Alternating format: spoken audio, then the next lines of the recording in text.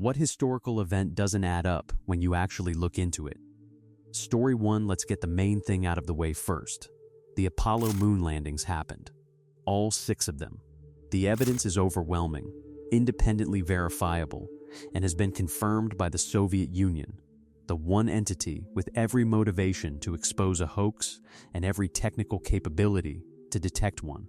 Lunar laser ranging experiments, retroreflectors left on the surface, independent confirmation from countries that had no alliance with America, and the sheer engineering implausibility of faking 6 separate missions consistently over 3 years while thousands of people kept the secret.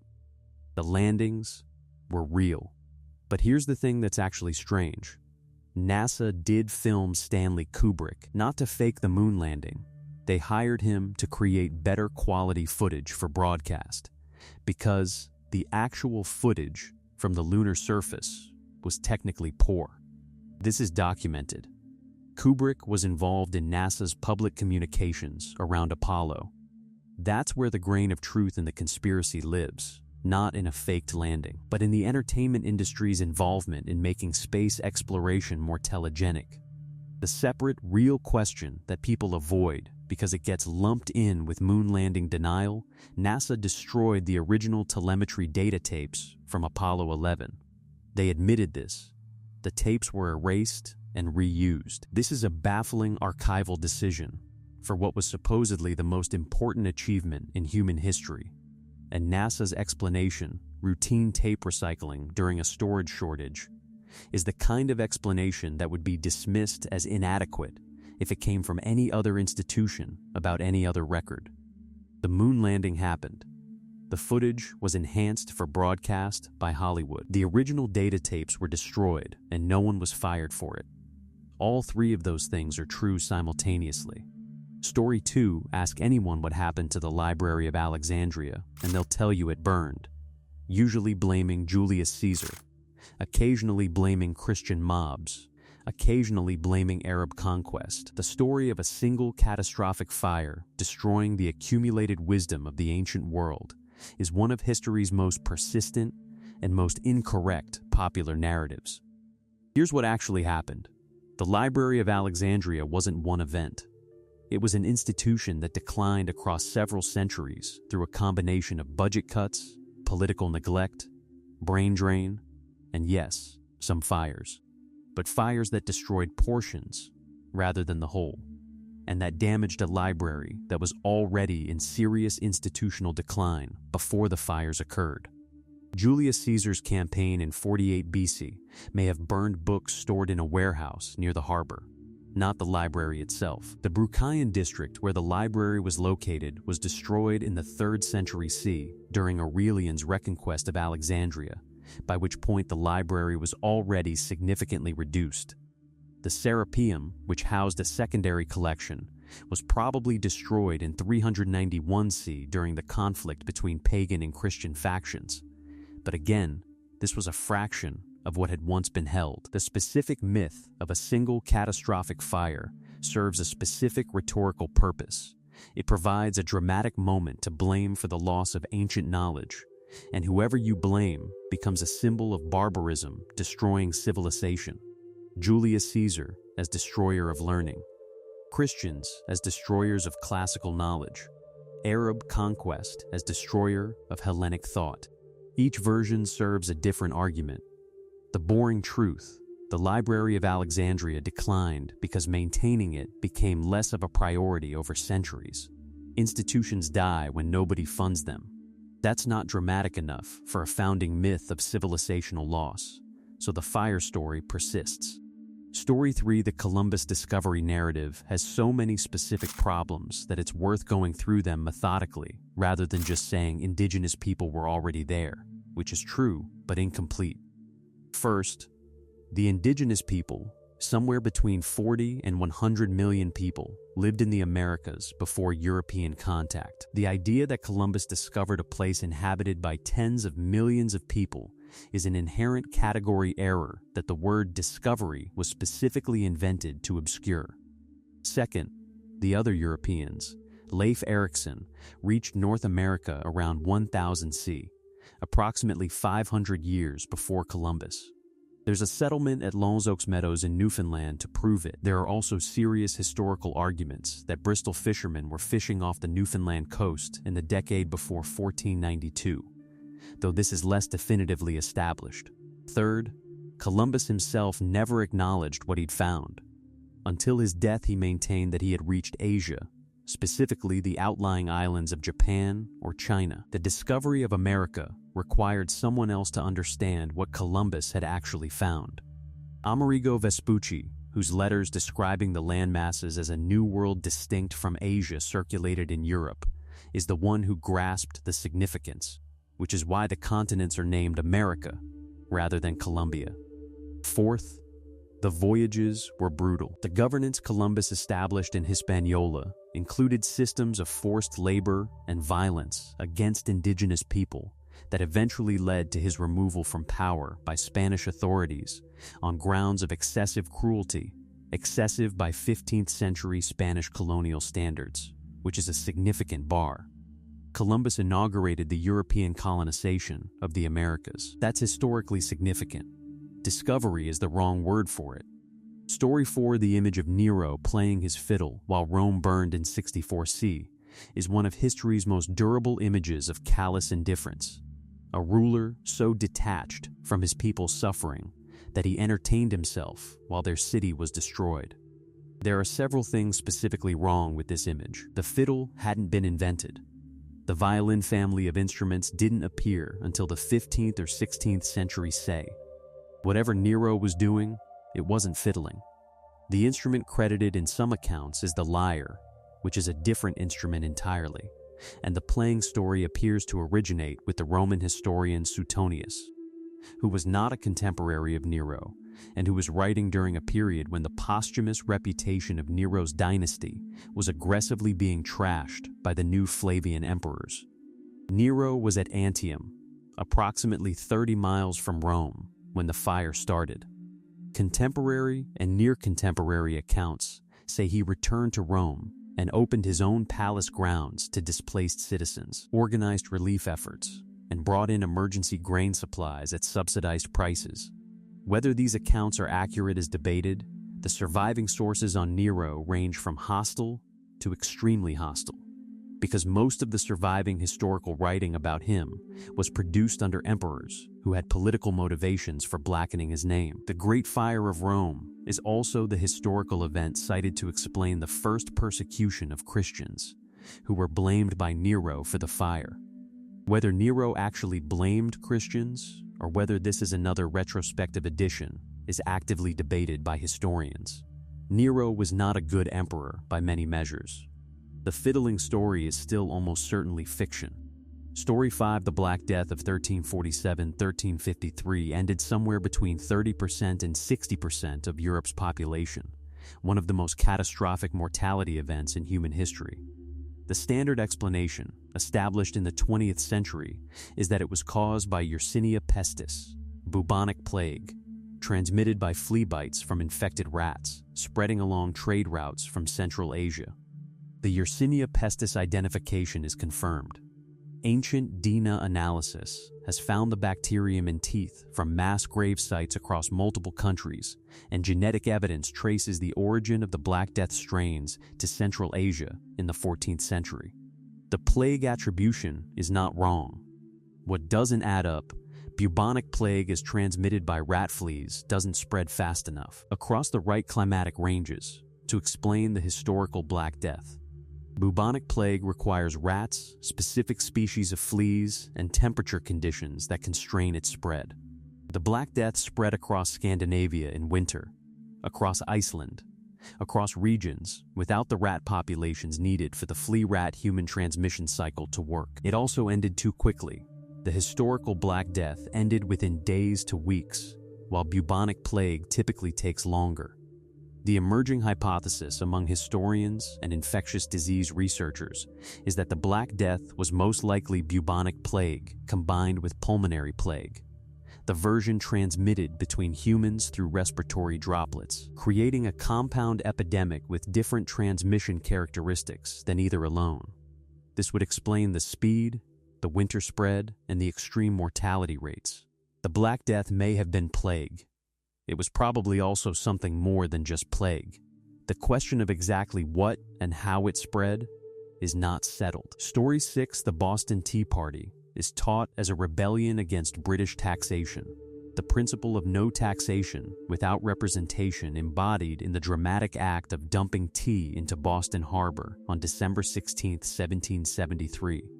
The actual economics of what happened are significantly less romantic and specifically undermine the tax's bad framing. The tea that was dumped was from the East India Company, and the reason colonists objected to it was that the Tea Act of 1773 had actually cut the price of East India Company tea to below what colonial merchants could competitively sell. The Tea Act gave the East India Company a monopoly that undercut the colonial merchant class, including smugglers who had been importing Dutch tea, which was cheaper than the official British tea before the act. So the colonists who organized and participated in the Boston Tea Party were not primarily protesting high taxes on tea. They were protesting the elimination of their competitive advantage in the tea market. The merchants who were most active in the colonial resistance movement had financial interests in the tea trade that the Tea Act directly threatened. No taxation without representation is a principle, and a real principle worth taking seriously. But the specific triggering event of the Boston Tea Party was not a tax increase. It was a tax decrease that benefited a corporation at the expense of established colonial merchants. The revolution that followed produced genuine constitutional principles about representation and governance. The economic interests that drove some of its leading actors toward rebellion were less idealistic than the founding mythology suggests. These two things can be simultaneously true. Story 7, the dominant Titanic narrative, is about hubris, the ship declared unsinkable by its arrogant operators, pushed to full speed by a White Star Line executive who wanted a record crossing, with insufficient lifeboats because they'd be inconvenient and the ship couldn't sink anyway. It's a story about pride, going before a fall. The specific problems with this narrative, the unsinkable claim, contemporary advertising never described the Titanic as unsinkable. The phrase was used in a single trade publication article in a conditional form. It became a retrospective frame applied to the disaster. The speed. Captain Smith was not ordered to break speed records. White Star Line's business model was based on luxury and comfort, not speed. That was Cunard's selling point. The ship was moving quickly in icefield conditions, which was normal practice for North Atlantic crossings of the era, based on the convention that ice would be visible in time and could be avoided. That convention was wrong, but it was a shared convention, not exceptional recklessness. The lifeboats. There were more lifeboats than British maritime regulations required. The regulations were inadequate and were updated after the sinking. The Titanic's operators were complying with existing rules, which is different from the negligence the narrative implies.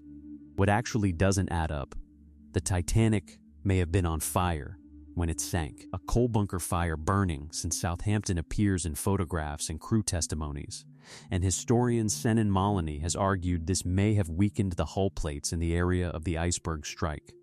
This is contested but documented. The Titanic sank because an iceberg was not seen in time. The iceberg was not seen in time partly because the conditions that night made it nearly invisible. The company made decisions that turned a survivable disaster into a catastrophic one. That's the story. Story 8, Albert Einstein did not fail mathematics. He excelled at mathematics from childhood, learned calculus at 12, and consistently received high marks in the mathematical subjects throughout his education. This is confirmed by his own letters, by school records that have been examined, and by the elementary logic that the person who developed special relativity and the general theory of relativity at minimum had a working grasp of advanced mathematics. The myth appears to be traceable to a specific misunderstanding. In the Swiss grading system used during Einstein's education, the grading scale was essentially reversed from what American students would expect. 6 was the highest grade, and 1 was the lowest. Einstein's marks of 6 in mathematics, top of the scale, were misread at some point by someone who applied American grading conventions and concluded that he was failing. The myth's persistence is interesting specifically because it serves a useful motivational function, telling children and students that the greatest scientific genius of the modern era failed his school subjects provides comfort for those who struggle academically and generates the inspiring narrative that academic failure doesn't predict later success. It's a nice story. It's also false. The broader principle the Einstein myth illustrates, historical myths about failure and redemption are extremely durable because they serve emotional and pedagogical purposes. The story of Edison's 10,000 failed attempts, Lincoln's string of electoral defeats before the presidency, Walt Disney being told he lacked imagination, these are usually simplified, partially false, or entirely fabricated, but they persist because they're useful. Einstein was a brilliant student who briefly struggled with rigid academic institutions. He wasn't a failure who got his revenge. The accurate version is less tidy, but more interesting. Story 9, Cleopatra VII, the Cleopatra, was not ethnically Egyptian. She was the last ruler of the Ptolemaic dynasty, which was founded by one of Alexander the Great's Macedonian generals. The Ptolemies ruled Egypt for nearly 300 years, while maintaining their Macedonian Greek identity so thoroughly that most of them didn't bother learning Egyptian. The first Ptolemaic ruler to speak the Egyptian language was Cleopatra herself, which made her unusual within her own family. This doesn't mean the debate about her ancestry is simple. The Ptolemies routinely married siblings, one of the more distinctive features of the dynasty, which would have limited the introduction of non-Macedonian ancestry through marriage. But Cleopatra's grandmother on her father's side is unknown, which leaves open the question of whether she had Egyptian or other African ancestry through that line. This is genuinely uncertain. The more interesting historical Cleopatra is less about her ancestry and more about her actual achievements. She was a polyglot who spoke 9 languages, ascended political operator who managed relationships with the 2 most powerful Romans of her era, an effective ruler of a complex multi-ethnic empire, and a person who presented herself differently to different audiences: Egyptian goddess to Egyptian subjects, Hellenistic queen to Greeks, sophisticated peer to Romans. The Shakespeare portrait and the Hollywood versions are romanticized projections rather than history. The actual Cleopatra is more interesting, a politician of extraordinary skill who used her personal alliances with Caesar and Antony as strategic assets, and who came very close to succeeding in preserving Egyptian independence against Roman absorption. She didn't succeed, but she came closer than anyone else managed. Story 10, the Great Wall of China, as popularly imagined, a single continuous defensive structure snaking across northern China, built to keep out barbarian invaders, is a simplification that requires substantial qualification to be accurate. What exists is thousands of miles of walls built by different Chinese states and dynasties over approximately 200 years, with different designs, different construction materials, and different purposes, which have been periodically connected, rebuilt, and extended. The famous photogenic sections, the stone and brick walls with watchtowers that appear in every photograph, date primarily to the Ming Dynasty. The Qin Dynasty wall that Qin Shi Huang ordered, built in the 3rd century BC, which is the origin of the Great Wall concept, was largely earthen and has eroded to almost nothing. The defensive effectiveness of the wall is also more complicated than the mythology suggests. Nomadic peoples got around or through sections of the wall repeatedly throughout Chinese history. The wall's military utility came more from creating a line of communication and supply infrastructure, allowing garrison troops to move and be resupplied quickly along the frontier, than from being a physical barrier that stopped armies. It's better understood as a logistics network than a fence. The specific claim that the Great Wall is visible from space was covered in the Myths collection. The wall exists. It is impressive. It is not a single structure, it was not uniformly effective, and it did not prevent the invasions it was built against. The Mongols, who established the Yuan dynasty, conquered China from the north, and the Manchu, who established the Qing dynasty, entered through a gate in the wall that a Chinese general opened for them. The wall is still remarkable. It just isn't what the brochure says it is. Story 11, Abraham Lincoln's relationship to slavery, is one of the most carefully studied and most politically charged questions in American historical scholarship. And the popular version, Lincoln the Great Emancipator, committed abolitionist who freed enslaved people, is a simplification that elides the more complex and more instructive actual history. Lincoln's personal views on slavery evolved significantly during his career. In the 1850s, he expressed views that many contemporaries would have recognized as moderate anti-slavery. He opposed the expansion of slavery to new territories, but did not initially call for its immediate abolition where it existed. He made statements in the Lincoln-Douglas debates that 21st century readers find shocking. He said he did not favor social or political equality between black and white people, that he supported the Fugitive Slave Act's enforcement, and that the federal government didn't have the power to abolish slavery in states where it existed. His views changed. The war changed them. Black soldiers' service changed them. Frederick Douglass changed them. By 1864-65, Lincoln was supporting the 13th Amendment that permanently abolished slavery and was discussing limited voting rights for black men. The Emancipation Proclamation of January 1863 is routinely described as freeing the slaves. It freed enslaved people in Confederate states in rebellion, where Lincoln had no enforcement power. It specifically exempted the border states that were still part of the Union. Enslaved people in Maryland, Kentucky, and Missouri were not freed by the Emancipation Proclamation. The proclamation was a war measure designed to weaken the Confederacy, not a comprehensive statement about the institution of slavery. Lincoln was a great president. The hagiographic version of his positions flattens the more interesting story of how he got there.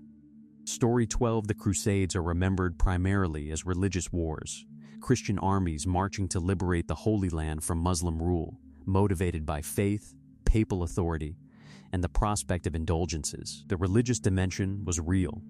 It was also entangled with economic, political, and legal motivations that the Holy War frame obscures. The First Crusade was launched at a moment when European feudal society had a specific and serious problem: too many younger sons. Primogeniture, the system by which the eldest son inherited the full estate, produced a class of younger sons who were trained for military service, expected to maintain noble status, and had no inheritance to support it. The Crusades offered land in the Levant, a genuine economic frontier for younger sons of European noble families who had no prospects at home. The Italian city-states, Venice most infamously, participated in Crusader financing and logistics as commercial enterprises. The Fourth Crusade of 1204 ended with the sack of Constantinople, a Christian city, partly because Venice had commercial grievances against Byzantine trade privileges that made the diversion of the crusade toward Constantinople commercially attractive. The Byzantine Empire was a Christian empire. The Fourth Crusaders sacked it. The Holy War frame explains this poorly. The political dimension, European rulers used crusade participation and crusade financing as leverage in dynastic and territorial disputes that had nothing to do with Jerusalem. Religious motivation was genuine for many participants. The institutional and political machinery that organized, financed, and directed the Crusades operated on economic and dynastic logic at least as much as religious logic. The two things weren't separate. Religion provided legitimacy for economic and dynastic goals. They always have. Story 13, the Salem witch trials of 1692, are understood primarily as a story about religious extremism, Puritan fundamentalism producing a community so gripped by theological fear that it executed 19 people for spectral crimes. The religious dimension was real.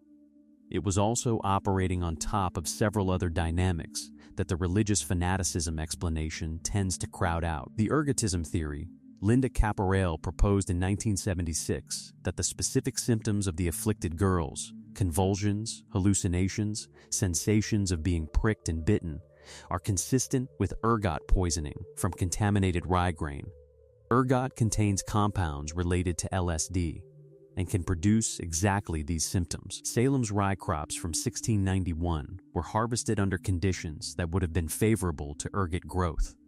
The geographic distribution of accusations roughly follows the areas that used rye as a staple grain.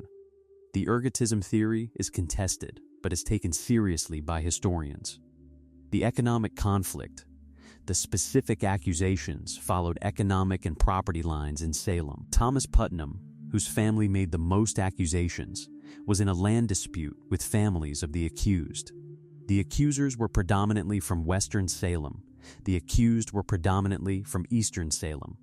The witch trials occurred along existing social fault lines. The adolescent psychology. The initial accusers were teenage girls in a community with very few legitimate outlets for adolescent self-expression or social power. The witch accusation gave them an extraordinary amount of power, very suddenly. Whether this explains the original affliction or only the acceleration is debated. The trials were real. The execution of 19 people was real. The religious framework doesn't fully explain either. Story 14, on February 15, 1898, the US Maine exploded in Havana Harbor, ending 266 American sailors. William Randolph Hearst's New York Journal ran the headline "Destruction of the warship Maine was the work of an enemy," and the phrase "Remember the Maine" became the rallying cry for American entry into the Spanish-American War. Spain was blamed. War was declared. The United States acquired the Philippines, Puerto Rico, and Guam. The evidence that Spain caused the explosion has never been established and has been progressively undermined by successive investigations. The initial U.S. Navy inquiry in 1898 concluded that an external explosion, consistent with a mine, caused the disaster. A 1911 U.S. Navy investigation reached a similar conclusion. A 1976 analysis by Admiral Hyman Rickover and a team of naval engineers concluded that the explosion was internal, a coal bunker fire igniting ammunition stored in adjacent compartments. A spontaneous coal bunker fire is the most probable cause. If the Maine was not blown up by Spain, then the war that followed and all its geopolitical consequences, including the United States' acquisition of an overseas empire and the specific violence of the Philippine-American War, in which approximately 200 to 700,000 Filipino civilians died, was triggered by an accident that was misattributed through press sensationalism and political convenience. Hearst's role is historically complex. The "you furnish the pictures, I'll furnish the war" quote attributed to him is probably apocryphal. But his newspaper's coverage of Cuba had been building the case for intervention before the Maine explosion, and the explosion provided the occasion. The Maine sank. The cause was probably internal. The war it started was real. Story 15, the assassination of President Kennedy on November 22, 1963. Has generated more conspiracy theories than any other event in modern American history. And the Warren Commission's conclusion that Lee Harvey Oswald acted alone has never been fully accepted by the American public.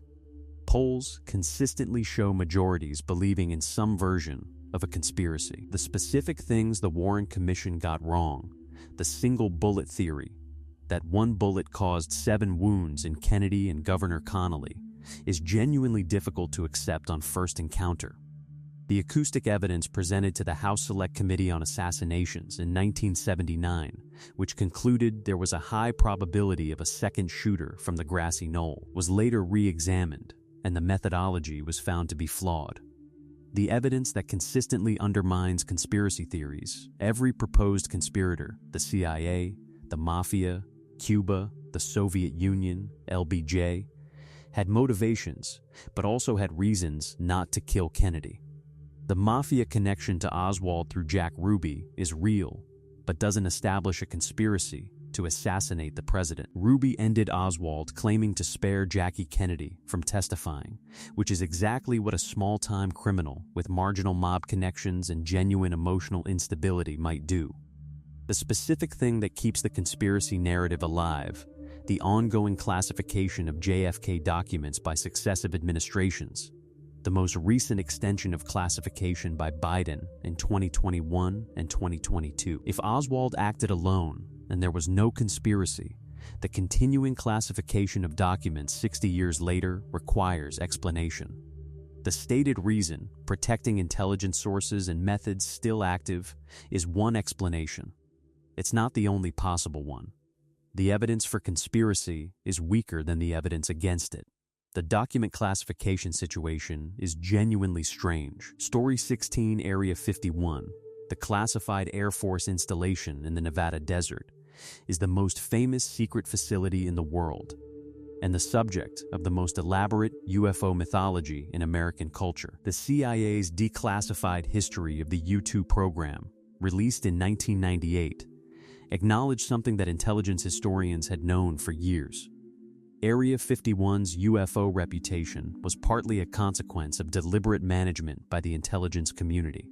The U-2 spy plane, developed at Area 51 in the late 1950s, flew at altitudes that commercial and military aircraft of the era couldn't reach. Pilots flying at lower altitudes who saw the U-2 were seeing an aircraft at an altitude they didn't know was achievable, reflecting sunlight after sunset in ways that made it appear to glow, maneuvering in ways inconsistent with any aircraft they knew. The CIA's own historical account acknowledges that Air Force investigations of UFO reports routinely found that a significant proportion were U-2 sightings, and that because the program was classified, the investigators could not tell the reporting pilots what they'd seen.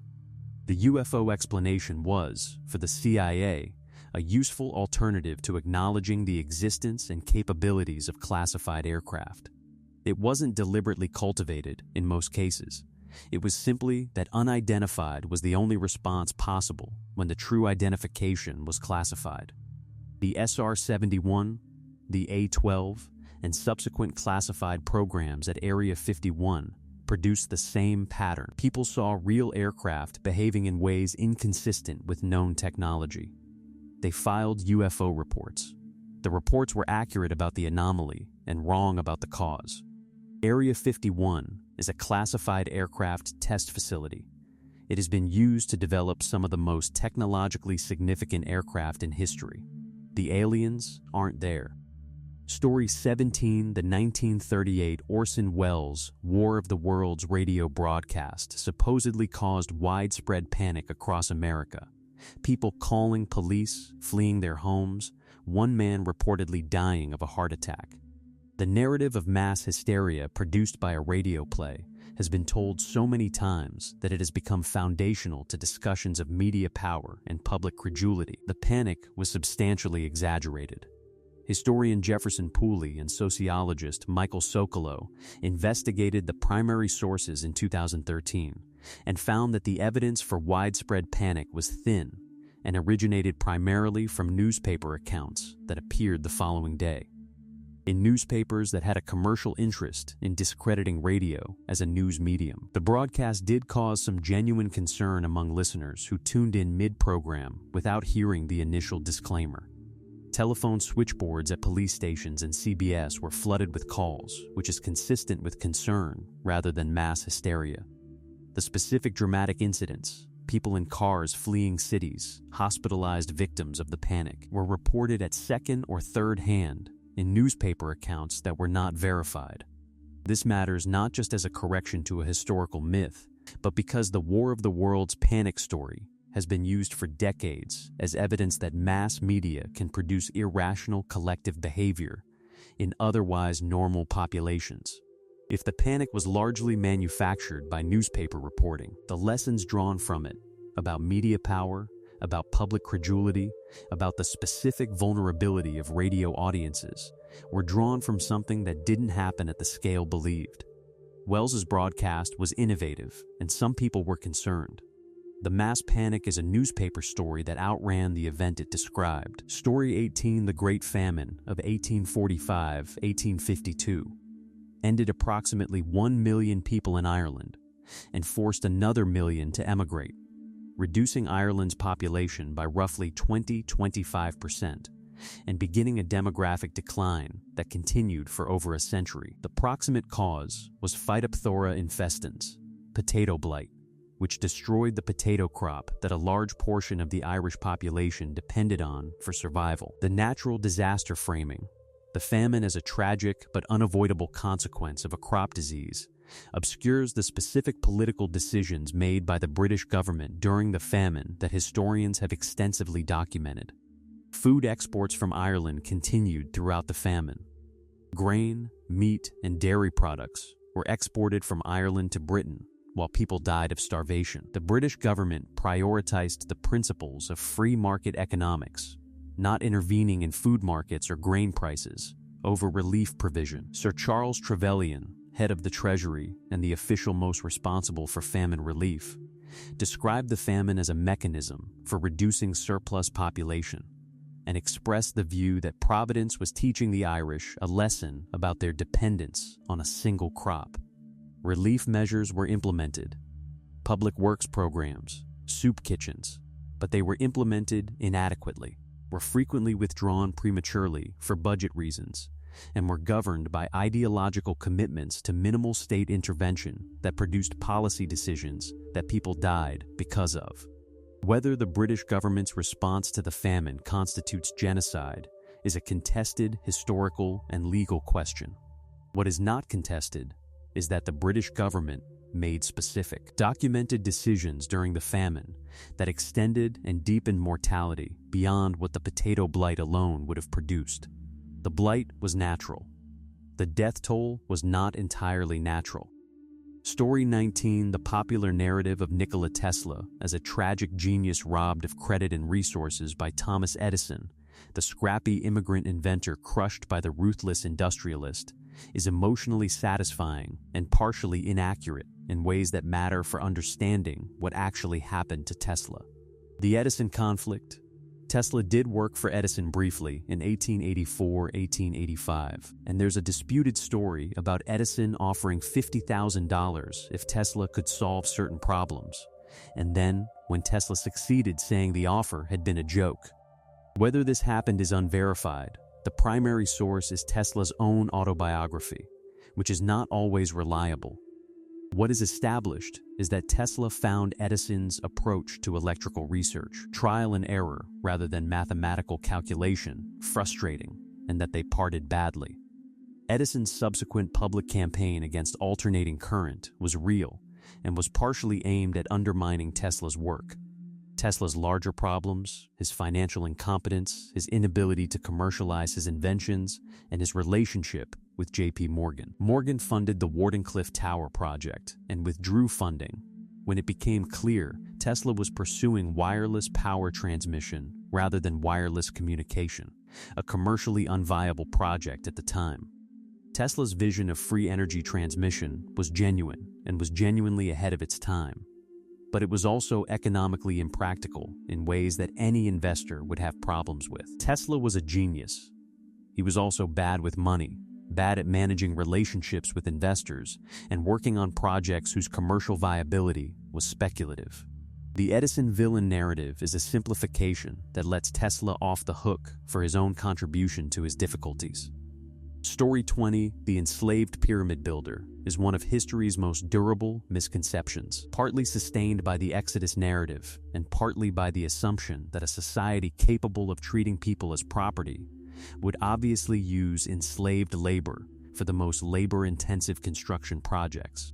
The archaeological evidence from the pyramid workers' settlement at Giza, excavated from the 1990s onward by a team led by Zahi Hawass and Mark Leaner, tells a different story. The workers' village contains bakeries, breweries, a medical facility with evidence of surgical procedures and bone healing, and dining facilities that suggest organized, regular feeding of a large workforce.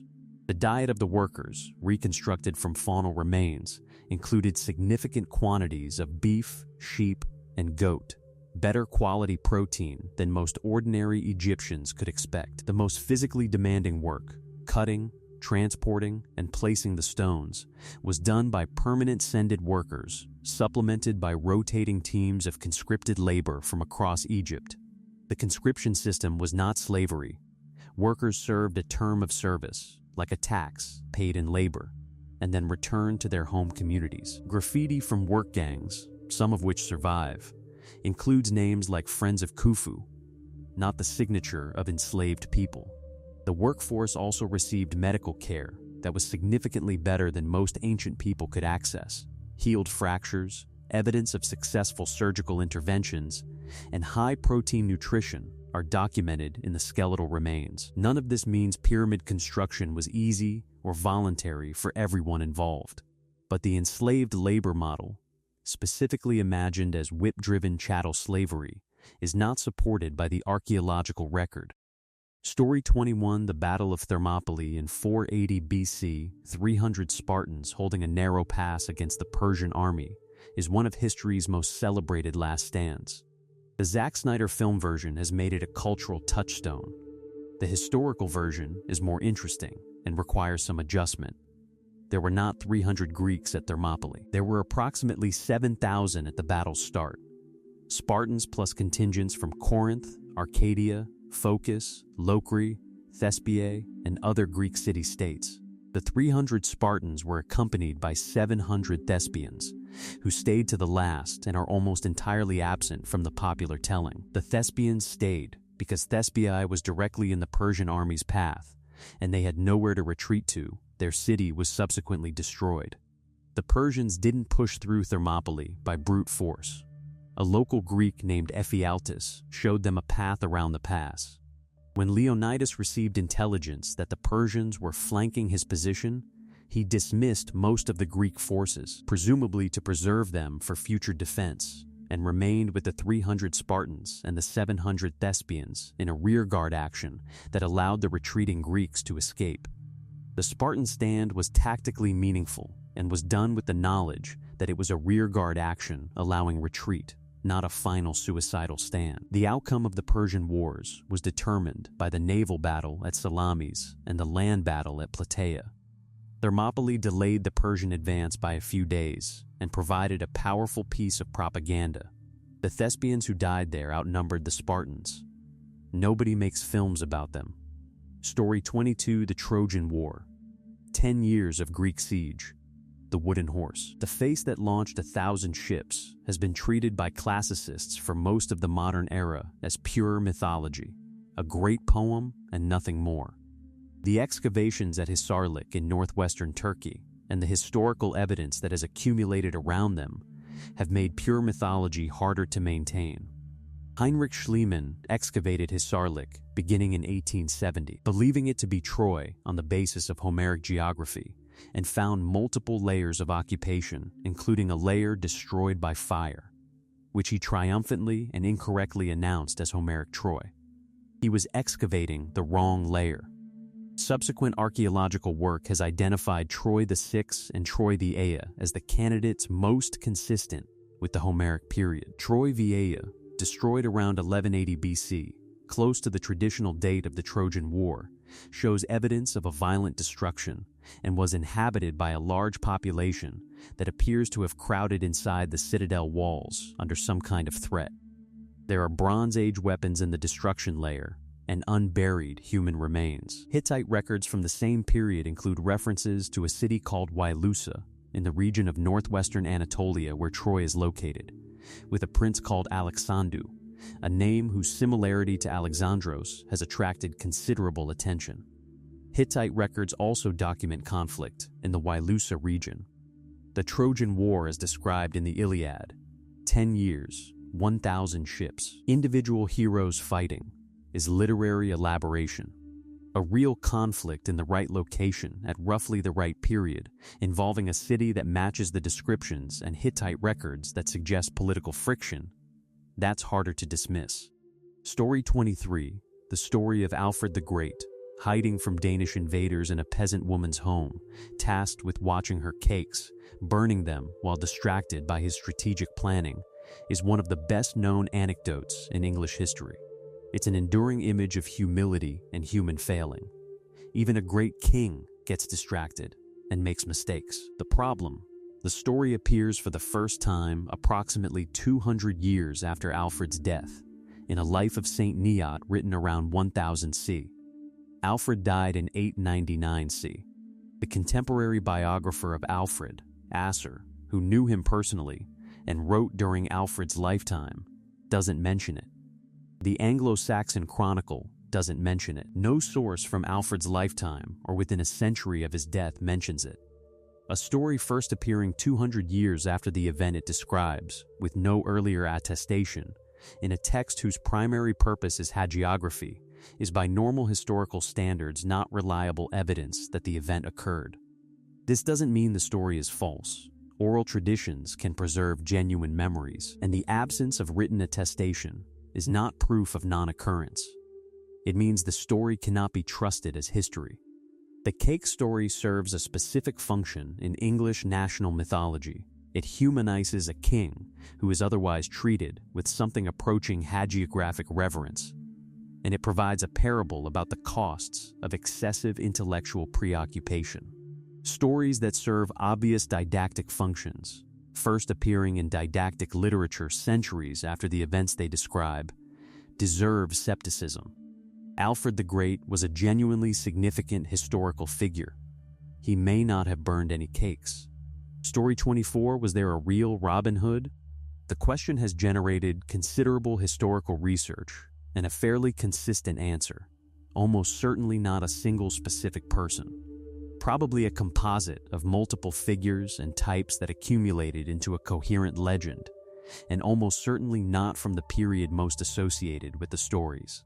The earliest Robin Hood ballads date to the late 13th or early 14th century, and place him in the context of forest laws and forest courts rather than crusading politics. The villain in the earliest stories is not King John, but the Sheriff of Nottingham and corrupt churchmen, local officials, not royal tyranny.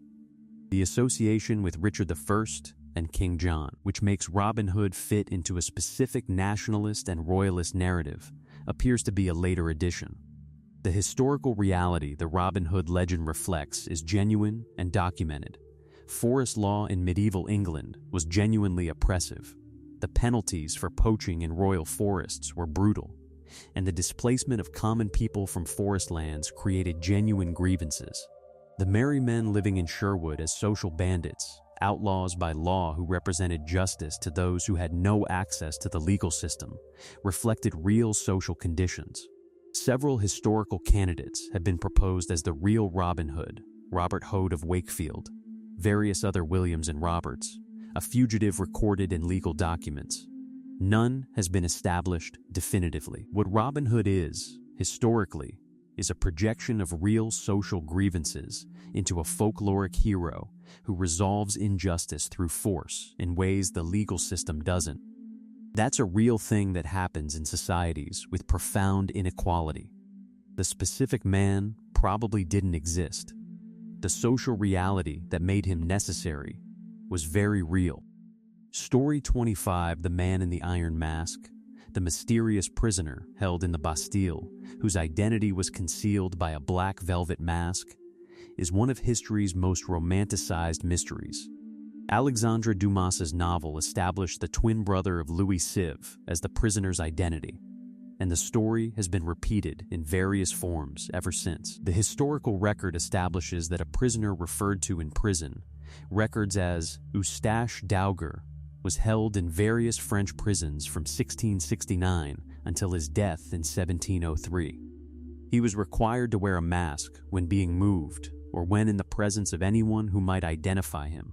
The measures taken to prevent his identification were extreme, even by the standards of Bourbon political imprisonment. The twin brother theory requires believing that Louis Chive's mother gave birth to twin sons, that one was concealed from public knowledge immediately after birth, and that the prison authorities maintained this concealment for over 30 years. There is no evidence for a twin pregnancy in any contemporary French court record, which is extraordinary given the intense documentation of the royal family during this period. The candidates historians take more seriously: Ercole Mattioli, an Italian diplomat who had violated a secret treaty with Louis Sive and whose identity was diplomatically sensitive; Nicolas Fouquet, the disgraced finance minister who knew too much about Louis Sive's financial dealings; an illegitimate son of Anne of Austria and Cardinal Mazarin, whose existence would have been politically explosive. The Velvet Mask which was iron only in Voltaire's later embellishment, was real. The prisoner was real. The specific reason his identity needed to be concealed has not been established. Story 26, The Mystery of the Princes in the Tower. Edward V and Richard, Duke of York, who disappeared from the Tower of London in 1483, was covered in the Unexplained Events collection. The specific thing that belongs in this collection is the specific refusal that is actively preventing resolution. In 1674, bones were found during construction in the Tower of London under a staircase. Charles II had them interred in Westminster Abbey as the probable remains of the two princes. They have been in Westminster Abbey for over 350 years. DNA testing from the Westminster Abbey remains could potentially establish whether the bones are those of the two princes, and if so, could potentially identify their parentage and possibly narrow the question of how they died. It would not conclusively identify a killer, but it would tell us whether the remains are whom they're assumed to be. Multiple requests by historians and researchers to conduct DNA analysis on the remains have been denied. The decision rests with the royal household and the Church of England.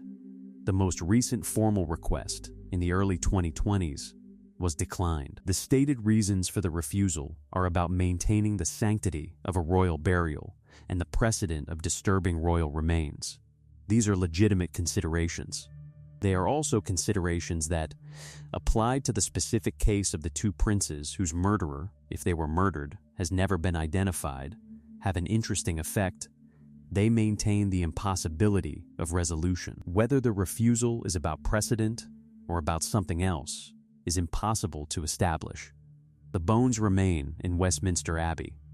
The DNA remains untested. The mystery of 1483 remains unsolvable by the most available means. Story 27, The Roanoke Colony, covered in the Unexplained Events collection, disappeared in 1590, when Governor John White returned after a 3-year delay to find 115 colonists gone, and only the carved word Croatoan and the letters Crow to indicate where they might have gone.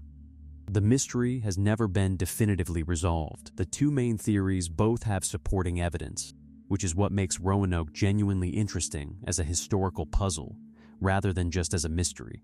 The assimilation theory. The colonists relocated to a Native American community, probably the Croatoan people on Hatteras Island, and were gradually absorbed into that population. Evidence, the Croatoan carving, White's own expectation that the colonists had moved there, subsequent oral traditions among the Lumbee and Hatteras peoples that include references to English ancestors, and archaeological finds at sites in the region that include European origin artifacts in Native American contexts. The dispersal theory. The colonists split into groups, with some going to Croatoan Island and others attempting to reach the Chesapeake Bay region where they had previously planned to relocate. Evidence, a patch on White's 1585 survey map discovered in 2012 beneath a paper seal that appears to mark a location inland, possibly a second settlement site. The 2012 map discovery is genuinely significant, a hidden mark on a contemporary map indicating a planned alternative settlement location. If this mark indicated where some colonists went, it suggests a more complex dispersal than simple adoption by the Croatoan people. Archaeological searches of the marked location have found some European origin material. Nothing conclusive. The colony remains lost. Story 28, The Shakespeare authorship question. Whether the plays and poems attributed to William Shakespeare of Stratford upon Avon were written by him or by one or more other people is usually dismissed as the province of cranks. The dismissal is partly warranted and partly reflects the academic establishment's discomfort with a question it can't definitively answer. The case for doubt. The historical William Shakespeare left almost no personal papers.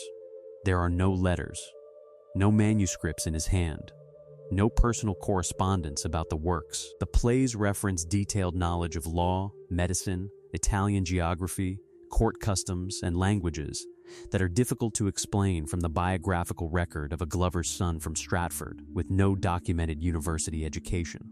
His will, meticulously listing household goods, doesn't mention any manuscripts, books, or literary property. The leading alternative candidates, Francis Bacon, the Earl of Oxford, Christopher Marlowe, and a group authorship theory.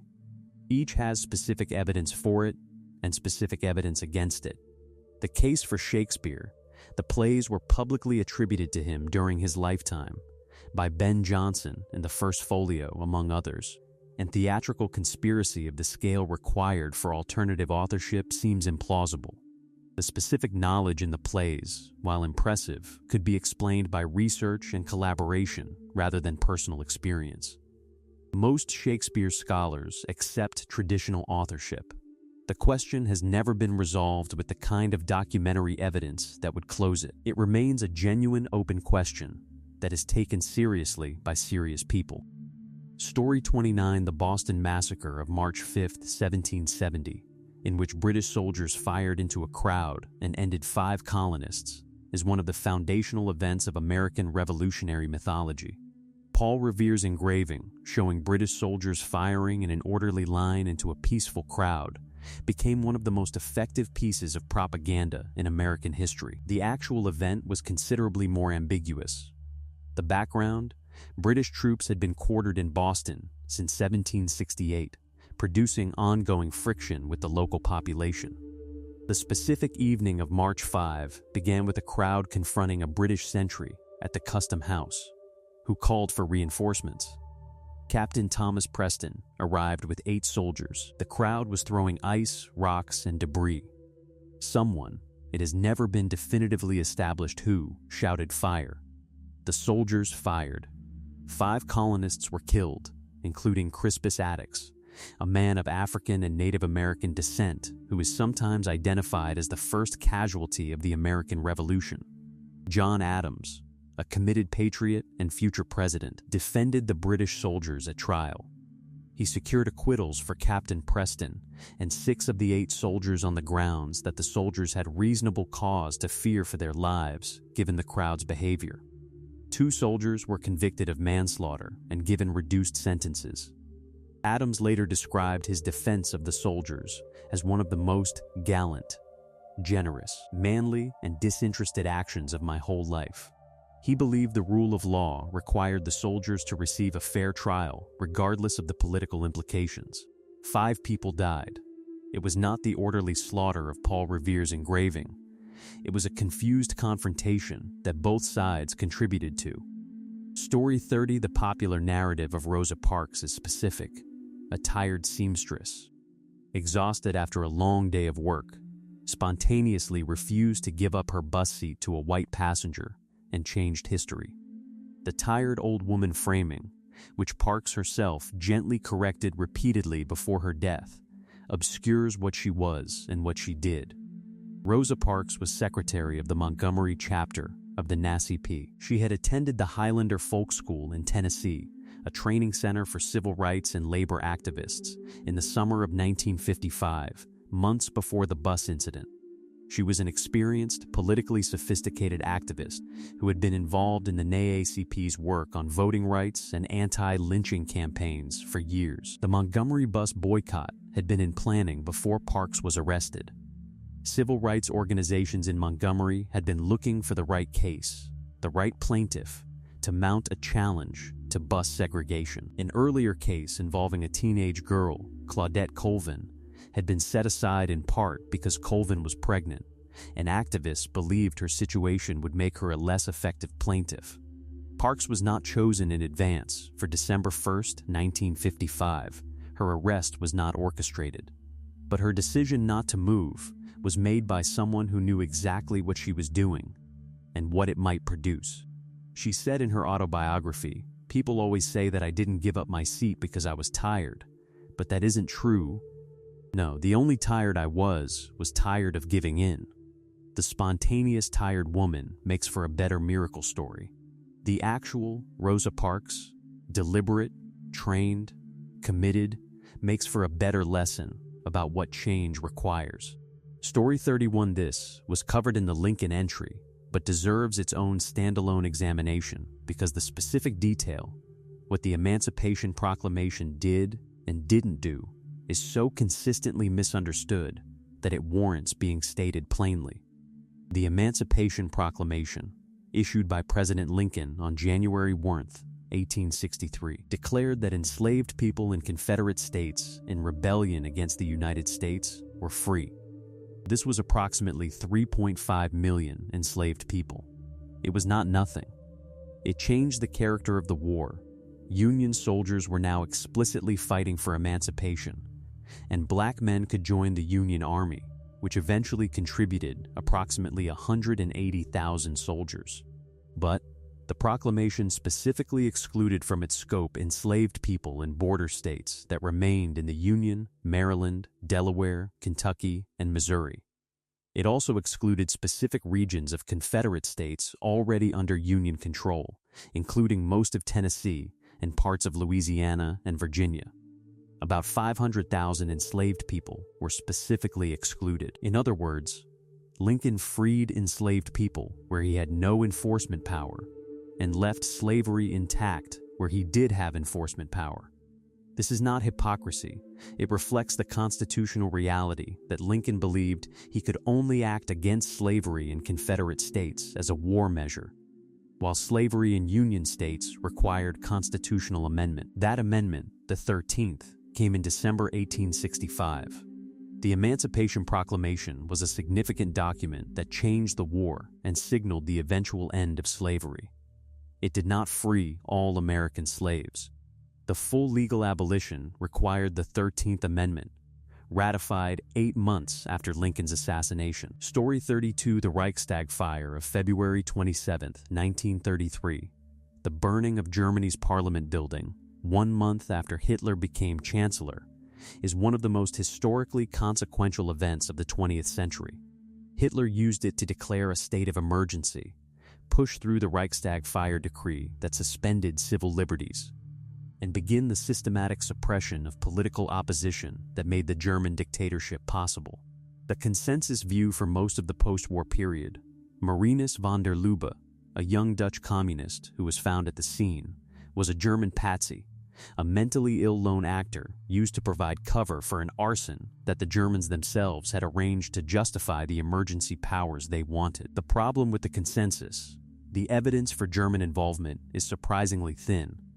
Van der Lubbe confessed, claimed he had acted alone, and maintained this through his trial and execution. Modern forensic and historical investigation, most significantly the work of German historian Tobias and subsequently Hans Mommsen, has concluded that van der Lubbe probably did act alone and that the Germans exploited an event they hadn't planned. The Germans didn't need to start the fire to exploit it. They were capable of exploiting any pretext for emergency measures, and a fire they had genuinely not set may actually have been more convenient than one they had, because there was nothing to conceal. The German orchestrated arson narrative has the advantage of villains who were genuinely monstrous and clearly capable of such acts. The evidence for it is weaker than the confidence with which it is stated. Van der Lubbe may simply have done what he confessed to. Story 33, the sinking of the RMS Lusitania on May 7, 1915, ending 1,198 people including 128 Americans, is remembered as a key event in building American public opinion toward entering World War I. The British passenger liner was sunk by a German U-boat without warning, an act of barbarism against a civilian ship. In the dominant narrative, the Lusitania was carrying 4 million rifle cartridges and 1,248 cases of shell fuses, designated in the manifest as non-explosive in apparent technical compliance with American neutrality laws. Whether these munitions contributed to the catastrophic secondary explosion that sank the ship so rapidly has been debated. The German government knew about the munitions cargo and used it to justify the attack. The more uncomfortable dimension, there's evidence that the British Admiralty was aware of specific German submarine activity in the area where the Lusitania was sailing, and that standard protective protocols, destroyer escorts, route changes, higher speed, were not provided or enforced. The official inquiry under Lord Mersey was held in camera, and its conclusions were shaped by the Admiralty's desire to avoid scrutiny of its handling of the ship.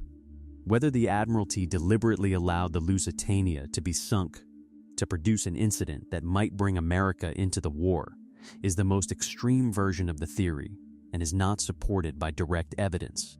That the Admiralty failed in protective duties they knew were necessary and then conducted an inquiry designed to avoid accountability for that failure is better documented.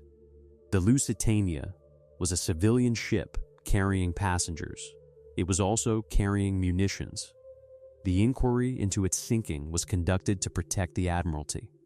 All of these are established. Story 34 on May 10, 1941. Rudolf Hess, deputy leader of the German Party and one of Hitler's closest associates, flew solo to Scotland and parachuted out of his plane, apparently intending to make contact with British peace advocates and negotiate a settlement that would allow Germany to fight the Soviet Union without a war in the West. The official explanation, accepted by the German government, by the British government, and by post-war historians, is that Hess undertook this mission without Hitler's knowledge, motivated by a combination of his own declining influence within the German hierarchy, genuine belief that peace with Britain was possible, and possibly some instability. The alternative, Hitler knew about the mission and used Hess's subsequent insanity declaration as a way to deny involvement when it failed. Evidence: Hess had an aerobatic aircraft specifically modified for long-range flight, which requires technical resources and approvals within the German state infrastructure that seem inconsistent with a genuinely secret solo mission. He had contact with a British peace faction through a Swiss intermediary in the months before the flight. Documents relating to the Hess case, held by British intelligence, were classified for decades beyond the standard period, with some still not fully released. Hess himself, imprisoned in Spandau until his death in 1987, was kept in solitary confinement long after all other German war criminals had been released, which some have attributed to British concern about what he might say publicly. Whether Hitler knew is unresolved. The document classification history is genuinely strange for an incident officially described as a lone madman scheme. Story 35: Julius and Ethel Rosenberg were executed on June 19, 1953, for passing atomic bomb secrets to the Soviet Union, the first American civilians executed for espionage during peacetime. The case became one of the defining controversies of the Cold War. Julius was a Soviet spy. What about Ethel? The evidence established against Ethel at trial and subsequently, she typed notes. The specific testimony that convicted her, from her brother David Greenglass and his wife Ruth, said she had typed up handwritten notes about the nuclear program that David Greenglass had brought home from Los Alamos.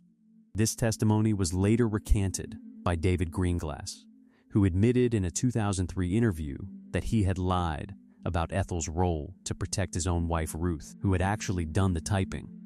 Cables from the Soviet intelligence archive, partially decoded through the Venona project, confirm Julius as a Soviet agent.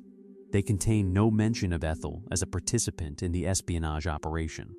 The absence is significant. Soviet intelligence was meticulous about documenting its assets. The FBI's own internal documents, released decades later, show that FBI Director J. Edgar Hoover and federal prosecutors were aware that the evidence against Ethel was thin. The decision to prosecute her as a co-equal conspirator and to pursue the death penalty against her was explicitly intended, documented in internal communications, as pressure to get Julius to name other agents. Julius refused to cooperate. Ethel refused to cooperate. They were both executed. Whether Ethel Rosenberg had any knowing involvement in the espionage is genuinely unclear. What is clear is that she was charged, prosecuted, and executed in a deliberate strategy to pressure her husband, and the primary witness against her subsequently admitted lying. Story 36: The Nanjing Massacre of 1937-38. The systematic endings and destruction carried out by Japanese forces following the fall of the Chinese capital is one of the most thoroughly documented atrocities of the 20th century. It is also the subject of one of the most persistent and most politically weaponized historical debates, the death toll, which ranges in different estimates from approximately 40,000 to over 300,000. The debate about the death toll is not entirely a debate between deniers and honest historians. There is a genuine methodological dispute among serious historians who accept that mass atrocities occurred and differ on how to count them. The methodological issues, the boundaries of what's being counted, the time period covered, the sources used, and the reliability of specific documentary sources. Different reasonable methodological choices produce substantially different numbers. The politics, Japanese nationalist denial of the massacre, at one extreme, treats the lower end of serious estimates as excessive and has produced diplomatic crises between Japan and China repeatedly. Chinese nationalist framing, at the other extreme, treats the highest estimates as settled fact and the debate itself as denial. Both political pressures distort the historical conversation. The honest position, mass endings, looting, and destruction clearly occurred at Nanjing over a period of weeks in late 1937 and early 1938. The death toll was in the tens of thousands at minimum and possibly much higher. The precise figure is not established, and the methodological dispute among serious historians is genuine, not cover for denial.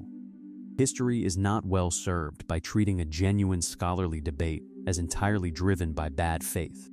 Story 37, the Yalta Conference of February 1945. Roosevelt, Churchill, and Stalin dividing post-war Europe, is regularly presented as a diplomatic failure that gave Stalin too much, enabled Soviet domination of Eastern Europe, and betrayed the principles of self-determination that the Allies claimed to be fighting for. The story has a specific additional dimension that is less often discussed: Roosevelt's health. Franklin Roosevelt at Yalta was visibly and severely ill. Photographs from the conference show a gaunt, gray man who had lost substantial weight and who contemporaries described as confused and inattentive during some sessions. He died 10 weeks after the conference. His personal physician had been warning him about his health since 1944. The specific concern: some historians have argued that Roosevelt's mental acuity during the negotiations was compromised by his health, and that concessions made at Yalta, particularly regarding Poland and Eastern Europe, might not have been made by a Roosevelt at full capacity. The concessions were not purely Roosevelt's. Churchill had already negotiated his percentages agreement with Stalin in Moscow in 1944, dividing spheres of influence. But Roosevelt's ability to push back against Stalin at Yalta may have been affected by his condition. The counter-argument: the territorial arrangements at Yalta largely reflected the military reality of where Soviet forces were positioned in February 1945. Stalin had considerable leverage regardless of Roosevelt's health, and the terms of Yalta were constrained by military facts on the ground.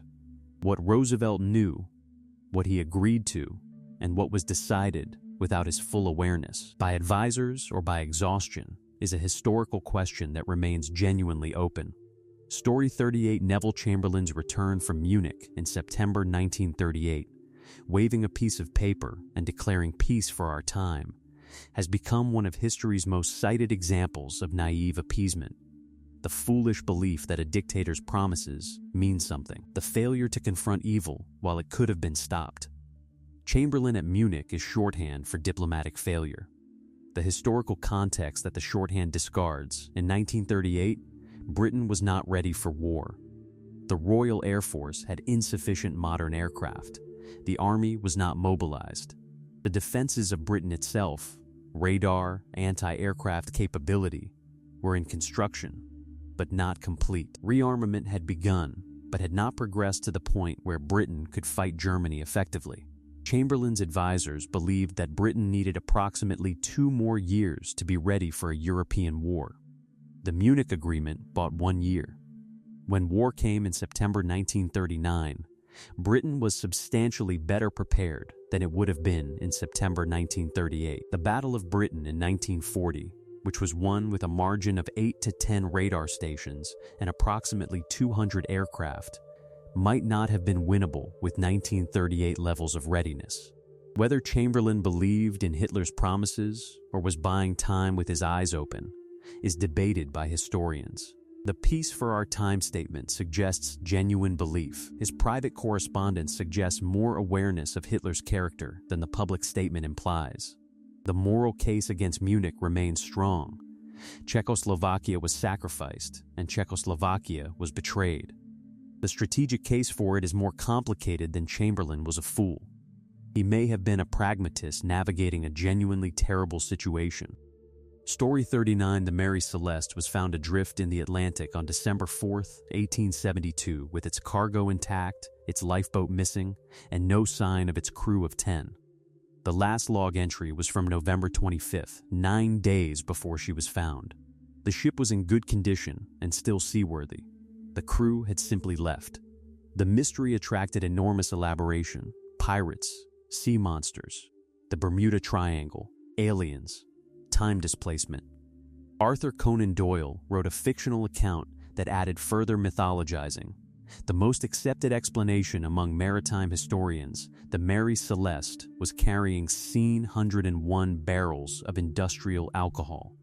When the ship encountered rough weather in the mid-Atlantic, vapor from the cargo, which had a lower flash point than beverage alcohol, may have built up in the cargo hold. When the hold was opened, the vapor expanded rapidly in a non-violent explosion, loud, dramatic, potentially with a visible flash, but leaving no fire damage. Captain Briggs, not knowing whether a more serious fire or explosion would follow, may have ordered the crew off the ship and into the lifeboat, maintaining contact with the ship via a line. If that line snapped in rough seas, the lifeboat would have been separated from the ship and lost, while the Mary Celeste drifted on.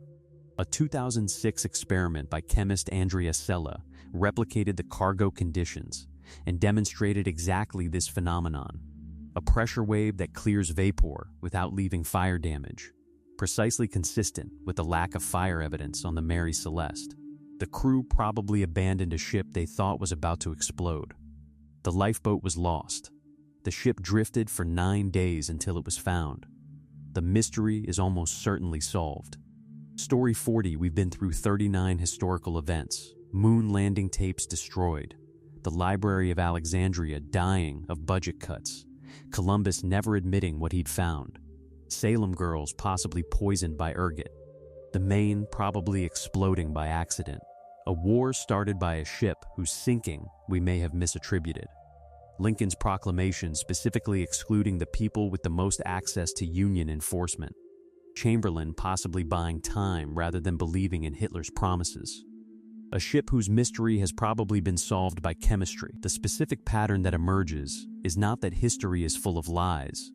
It's that history is full of simplifications, and simplifications serve purposes. The single catastrophic library fire is more useful than centuries of institutional decline. The tired seamstress is more inspiring than the trained activist. The foolish appeaser is a clearer moral lesson than the pragmatic calculator of military unreadiness. The enslaved pyramid builders confirm a narrative of ancient tyranny. The fiddling Nero confirms a narrative of imperial decadence. Each simplification selects real elements. The library did burn. Parks was tired of giving in. Chamberlain did say peace for our time. Nero's Rome did burn, and organizes them into a shape that serves a story. The story teaches something. The teaching shapes how we think about analogous situations in the present. This means the myths matter. Not because they're accurate, they're not, but because they're operative. People reason from them. The Boston Tea Party as a tax rebellion produces different conclusions about taxation than the Boston Tea Party as a merchant monopoly protest. The Emancipation Proclamation as full abolition produces different conclusions than the Emancipation Proclamation as a wartime strategy. History that doesn't add up is worth examining, not to cynically dismiss everything, but to find what the simplification was doing, and to understand the present a little more accurately as a result.